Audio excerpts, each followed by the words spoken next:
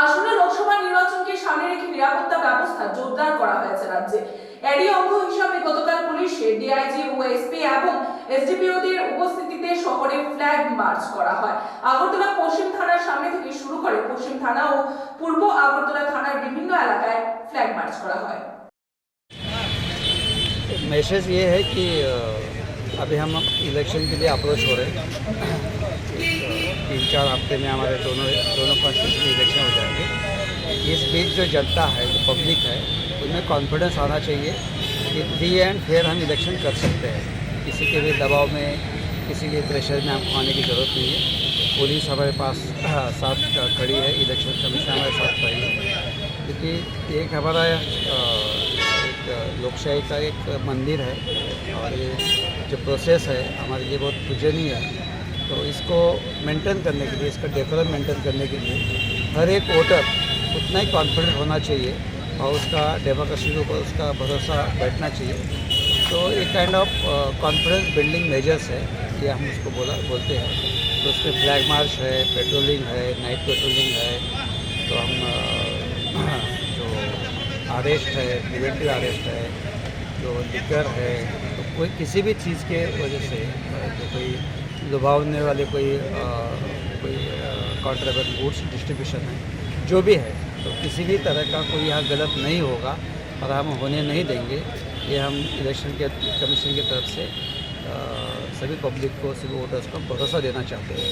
तो इसीलिए पुलिस है, PSR है, पूरे CAPF है, पूरे ऑल ओवर इंडिया से अलग अलग फोर्सेस से, BSF, ITBP, SSB,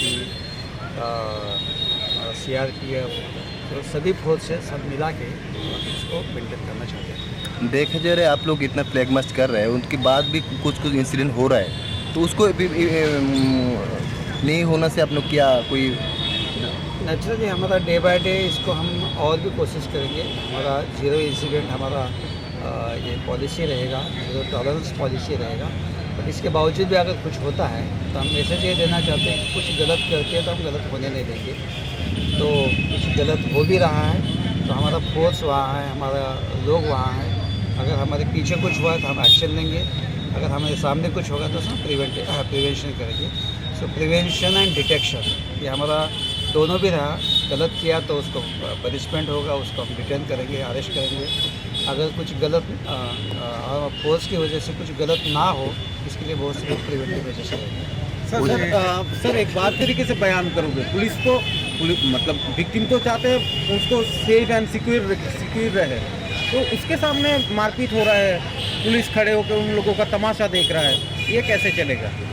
आप ये बता रहे थे, मैं अगर ऐसा हुआ था हम इसका इंसिडेंट में खुद देखूंगा मैं, बट ऐसा तो नहीं होना चाहिए और होगा भी नहीं। पुलिस के सामने कोई किसको मारेगा तो पुलिस तो अपना नौकरी कर नहीं पाएगा, ठीक है। Will take strict action against that अगर ऐसा हुआ है तो। एक्चुअली इंसिडेंट हुआ है कि उसके घर में बियर के बोतल, कोल्ड ड्रिंक्स के बोतल लेके उसको कांच को तोड़ फोड़ करे घर में जाके, उसके जो बीवी 100% आप अगर बोल रहे हैं अगर ऐसा हुआ है, जिसके सामने हुआ है उसके अगेंस्ट में एक्शन करेंगे। जिसने किया है उसको भी हम उसको छोड़ेंगे नहीं। बट हमारा जो होता है पुलिस फोर्स ही इसलिए बना हुआ है कि इम्पार्शियल है। ना उसका कोई धर्म होता है, ना उसका कोई पार्टी होता है, ना उसका कोई दल होता है। अभी परसेप्शन अलग अलग हो सकते हैं, बट हम सदियों से पुलिस काम करती आ रही है, पुलिस करेगी। और जब भी कुछ छोटा भी घटना होता है, पहले अगर पब्लिक के दिमाग में आता है तो पुलिस आता है। तो पुलिस उसी भरोसेमंद तो बिल्कुल है और हम ये भरोसा हमेशा टिका रहने का कोशिश करेंगे।